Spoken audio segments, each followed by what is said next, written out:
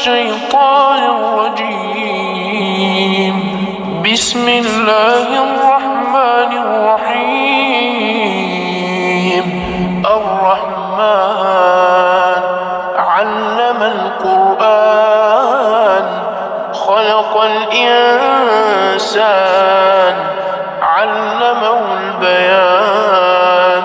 الشمس والقمر بحسبان والنجم والشجر يسجدان والسماء رفعها ووضع الميزان ألا تطغوا في الميزان وأقيموا الوزن بالقسط ولا تخسروا الميزان.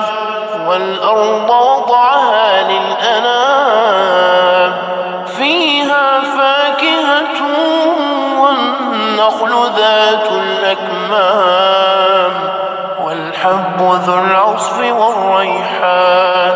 فبأي آلاء ربكما تكذبان؟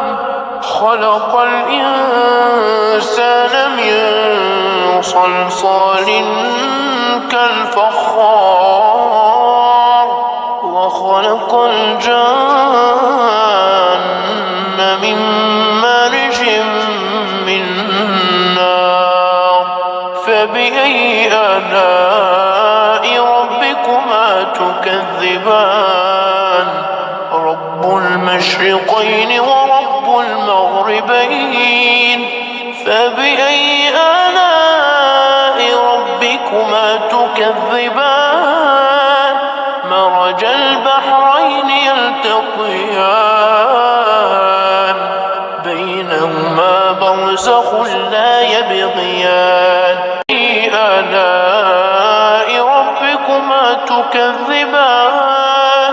يخرج منهما اللؤلؤ والمرجان. فبأي آلاء ربكما تكذبان؟ وله الجوار المنشآت في البحر كالأعلام. فبأي آلاء ربكما تكذبان؟ كل من عليها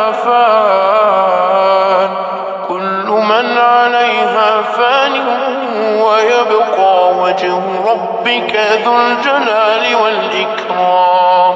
فبأي آلاء ربكما تكذبان؟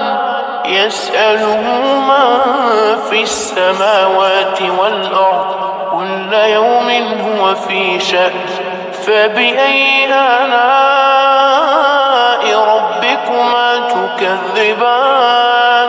سنفرغ لكم أيها الثقلان. فبأي آلاء ربكما تكذبان؟ يا معشر الجن والإنس إن استطعتم أن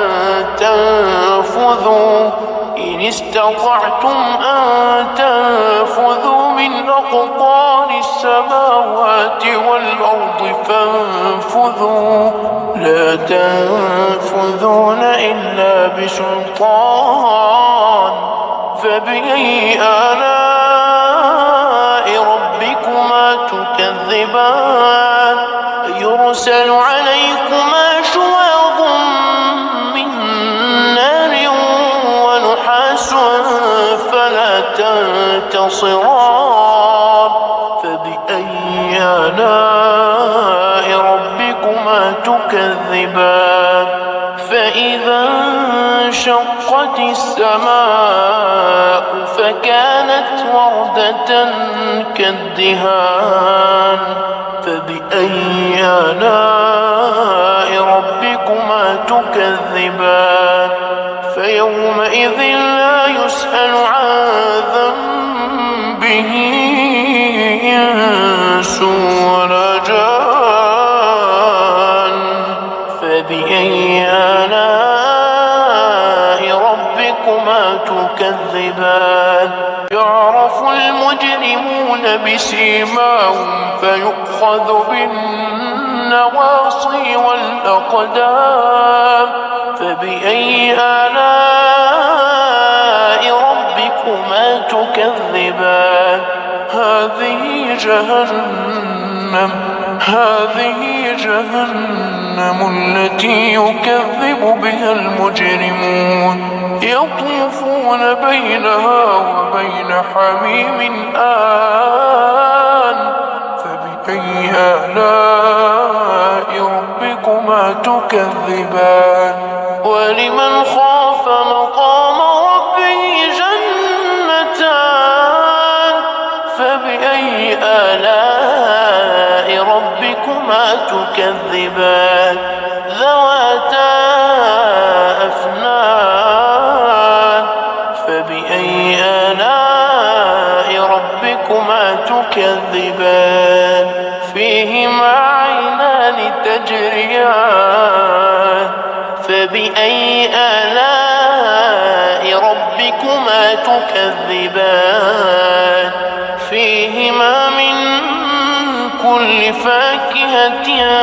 زوجان فبأي آلاء ربكما تكذبان متكئين على فرش بطائنها من استبرق وجنى الجنتين دان فبأي آلاء ربكما تكذبان فيهن قاصرات الطرف لم يطمثهن إنس قبلهم ولا جان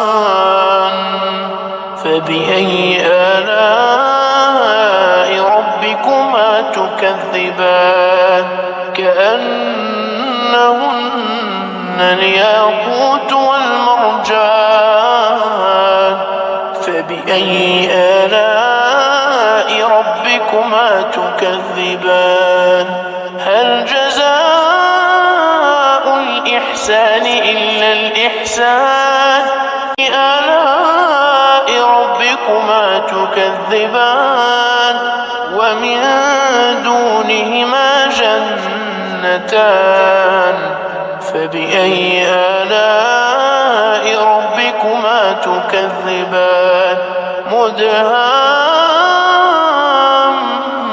مدهامتان فبأي آلاء ربكما تكذبان فيهما عينان نضاختان فبأي آلاء ربكما تكذبان فيهما فاكهة ونخل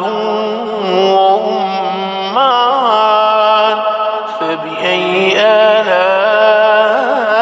ربكما تكذبان فيهن خيرات حسان فبأي آلاء ربكما تكذبان حور مقصورات في الخيام فبأي آلاء ربكما تكذبان لم يطمثهن إنس قبلهم ولا جان فبأي آلاء ربكما تكذبان متكئين على رفرف خضر وعبقري حسان فبأي آلاء ربكما تكذبان تبارك اسم ربك ذي الجلال والإكرام